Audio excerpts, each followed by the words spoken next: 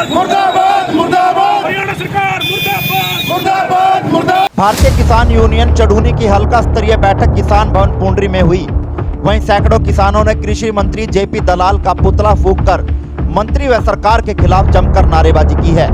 वहीं युवा प्रदेशाध्यक्ष विक्रम कसाना ने कहा है कि कृषि मंत्री जेपी दलाल द्वारा किसानों व किसानों की बहु बेटियों के बारे में दिए गए आपत्तिजनक बयान के बाद प्रदेश भर के किसानों में रोष पनप गया है, जो उनकी मानसिकता और महिलाओं के प्रति उनकी सोच को दर्शाता है। कृषि मंत्री को तुरंत अपने दिए गए बयान के लिए माफी मांगनी चाहिए, अन्यथा कृषि मंत्री का कैथल आने पर भारी विरोध किया जाएगा।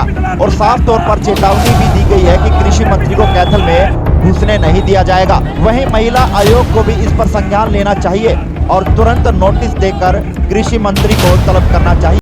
मुर्दाबाद मुर्दाबाद जेपी दलाल मुर्दाबाद मुर्दाबाद मुर्दाबाद केंद्र सरकार मुर्दाबाद मुर्दाबाद मुर्दाबाद। बहन बेटियों का अपमान नहीं सहेगा ये किसान। कृषि मंत्री जेपी दलाल मुर्दाबाद मुर्दाबाद मुर्दाबाद। मैं विक्रम कसाना एडवोकेट युवा प्रदेश अध्यक्ष भारतीय किसान यूनियन चढ़ूनी। जो आज पुतले का दहन किया गया है, इसका मेन कारण क्या है दहन करने का? पिछले दिनों भिवानी में एक सरकारी कार्यक्रम में हरियाणा सरकार के कृषि मंत्री जेपी दलाल ने आंदोलनकारी किसानों के और उनकी मां बहनों के खिलाफ जो अभद्र टिप्पणी की है, उसके विरोध स्वरूप आज कैथल जिले के पुंडरी हल्के में किसानों ने कृषि मंत्री का पुतला दहन किया है। और पुतला दहन करने के बाद हम सरकार से भी मांग करते हैं और कृषि मंत्री को चेतावनी देते हैं कि अगर उन्होंने जल्द ही इस अभद्र टिप्पणी और गैर जिम्मेदाराना बयान के खिलाफ माफ़ी नहीं मांगी तो आने वाले दिनों में किसान आंदोलन की तरह उनका विरोध और भी तेज करेंगे। और सरकार से चेतावनी देते हैं और जिला प्रशासन से भी चेतावनी देते हैं कि या तो कृषि मंत्री माफ़ी मांगे,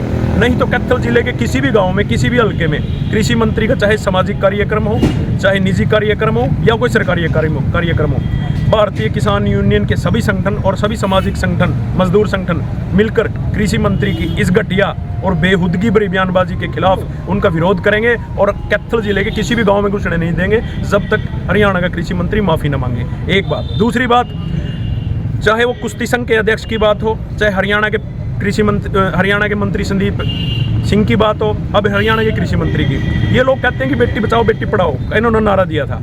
आज दिल्ली से लेकर और हरियाणा तक किसी भी जगह बेटियां सुरक्षित नहीं हैं। सरकार के मंत्री बेटियों के खिलाफ अभद्र टिप्पणी करते हैं। सरकार के मंत्री बेटियों के खिलाफ यौन शोषण जैसे आरोपों से घिरे हुए हैं। और सरकार का एमपी और कुश्ती संघ का अध्यक्ष सरकार के इशारे पर कुश्ती संघ की बहन बेटियों के खिलाफ जो उन्होंने किया वो सारा देश के आगे जगजाहिर है। और इससे बढ़कर बात करते हैं कि हरियाणा की जो हाई कोर्ट है, हरियाणा की हाई कोर्ट ने अभी हरियाणा सरकार को फटकार लगाई है। 538 के लगभग 540 कॉलेजों में जो गर्ल कॉलेज हैं, जो बेटियों के स्कूल हैं, उनमें शौचालय नहीं है। इससे ज़्यादा डूब मरने की बात कोई और इस सरकार के लिए हो नहीं सकती।